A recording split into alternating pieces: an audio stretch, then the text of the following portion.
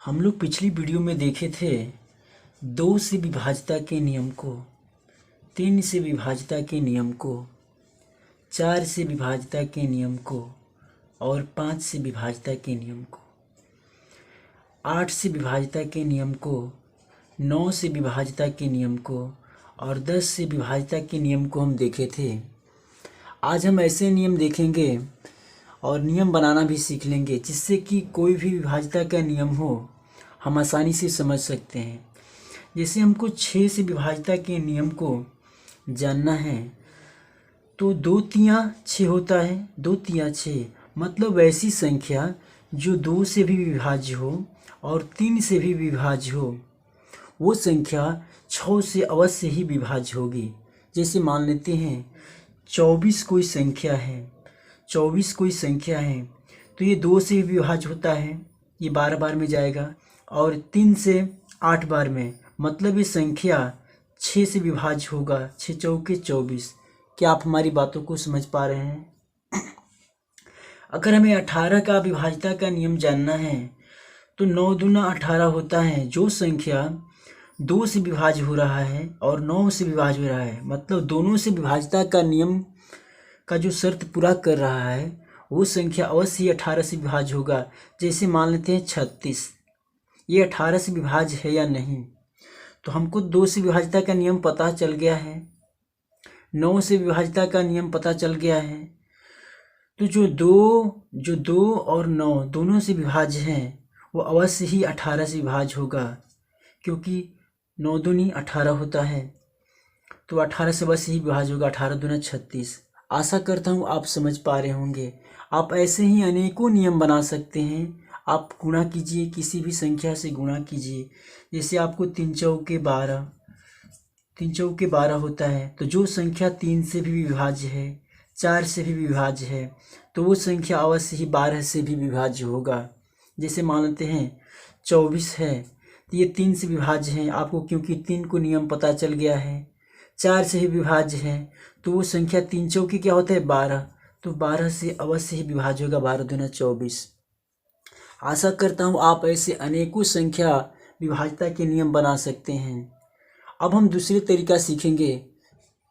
आइए 11 का विभाज्यता का नियम भी देखते हैं। मान लीजिए कोई संख्या है, मान लीजिए कोई संख्या है 1331, क्या 11 से विभाज्य है या नहीं है? तो इसके विषम स्थान को जोड़ेंगे तो 1 3 4 और इसके सम स्थान को जोड़ेंगे तो 3 1 4 और 4 में से 4 जाएगा 0। मतलब 11 से विभाज्यता में यही नियम है, 11 से विभाज्यता में यही नियम है कि विषम स्थानों को जोड़िए फिर सम स्थानों को जोड़िए और दोनों को घटाने पर अगर 0 आता है या 11 का पहाड़ा आता है, 11 दूना 22, 11 तिया 33, 11 चौक 44, 11 पाँचे 55, 11 छक 66, मतलब ऐसे ही डॉट डॉट अनंत तक या तो 0 आए या 11 का पहाड़ा आ जाए तो संख्या अवश्य ही 11 से विभाज्य होगा। आशा करता हूँ आप समझ पा रहे होंगे। मान लीजिए कोई संख्या है 17 92 12, तो इसके विषम स्थानों को जोड़ेंगे 1 9 10 और 10 1 11। इसके विषम स्थानों को हम जोड़ रहे हैं तो 1 9 10, 10 1 11 और फिर 7 2 9 और 9 2 11, तो 11 में से 11 जाएगा 0 होगा। तो ये संख्या अवश्य ही 11 से विभाज्य हो रही है और ये भी संख्या 1331 से 11 से विभाज्य हो रही है। आशा करता हूँ आप समझ पा रहे होंगे कि 0 आ जाए या 11 का पहाड़ा आ जाए, इसके अंतर करने पर 0 आ जाए या 11 का पहाड़ा आ जाए तो वो संख्या अवश्य ही 11 से विभाज्य होगा। तो ये संख्या 11 से विभाज्य हो रही थी। अब हम नियम बनाना सीखेंगे जिससे किसी भी संख्या का नियम हम खुद ही बनाना सीख जाएंगे। अब 11 में क्या किया जाए? मान लीजिए 11 से विभाज्यता का नियम देखना है और नियम बनाना है तो 11 में क्या किया जाए कि 11 आ जाए? इस संख्या में किस संख्या से गुणा किया जाए? तो इसमें 10 से गुणा किया जाएगा। इस संख्या में 10 से गुणा किया जाएगा और बाकी हुई संख्या में जोड़ा जाएगा तो 11 आ जाएगा। 1 10 10 और 1 11। अब बताइए 121 11 में भाग जाता है? क्या जाता है? 121 जो संख्या है ये 11 से विभाज्य, आपको पता होगा ये 11 का स्क्वायर है। तो हमें चेक करना है, इसमें 10 से गुणा, एक दहा 10, और बाकी हुई संख्या को जोड़ना है। तो 12 को हमने जोड़ दिया, 12 और 10 कितना होता है 22। अब बताइए 11 में 22 से भाग जाता है, तो हाँ ये तो जाता है 2 बार में, मतलब ये संख्या जो है 11 से विभाज्य है। आशा करता हूँ आप समझ पा रहे होंगे। मान लीजिए कोई भी संख्या हो, आपको कोई भी संख्या हो, जैसे मान लीजिए 1331 है, इसको हमें चेक करना है कि 11 से भाग जाएगा नहीं, तो इसकी इकाई अंक में 10 से गुणा और बाकी हुई संख्या को जोड़ना है। तो एक दहा 10 और 133, इसको हम जोड़ेंगे, कितना आ गया 143। अभी भी हमको अगर 11 से भाग करने में दिक्कत जा रहा है तो कोई बात नहीं, इसके इकाई अंक को क्या करेंगे 10 से गुणा, बाकी हुई संख्या को जोड़ेंगे, 3 दहा 30 और फिर जोड़ दिए 14, कितना आ गया 14 30 44। क्या 11 से भाग जाएगा?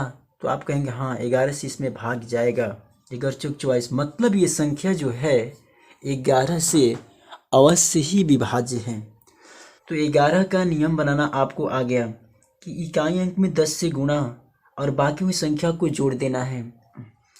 अब हम 13 का नियम बनाना सीखेंगे, 13 का विभाज्यता का नियम बनाना सीखेंगे कि 13 से कौन सी संख्या विभाज्य है या नहीं है।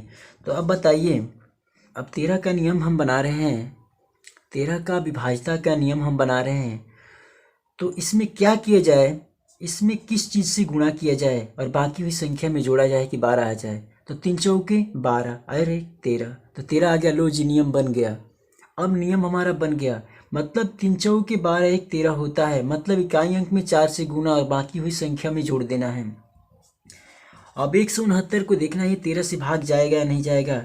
तो इसकी इकाई अंक में क्या करना है 4 से गुणा, तो 9 चौके 36 और बाकी हुई संख्या में जोड़ना है, बाकी हुई संख्या में 16 है। तो 6 6 12 और 3 1 4 1 हासिल 5। अब बताइए 52 भाग जाता है क्या? तो हाँ जाता है, 13 चौके 52, मतलब ये संख्या जो है, मतलब ये जो संख्या है 169 अवश्य ही विभाज्य है। अब हम 19 का नियम, अब हम 19 का विभाज्यता का नियम खुद ही बना लेंगे। तो बताइए 19 में क्या किया जाए, 19 में क्या किया जाए, तो अब बताइएगा इस 19 में क्या किया जाए कि 19 आ जाए। तो 9 दूना 18 1 19, 9 दूनी 18 1 19, मतलब इकाई अंक में 2 से गुणा और बाकी हुई संख्या में जोड़ना है। हमारा नियम बन गया, हमारा ये विभाज्यता का नियम बन गया। इसके इकाई अंक में 2 से गुणा और 1 जोड़ देना है।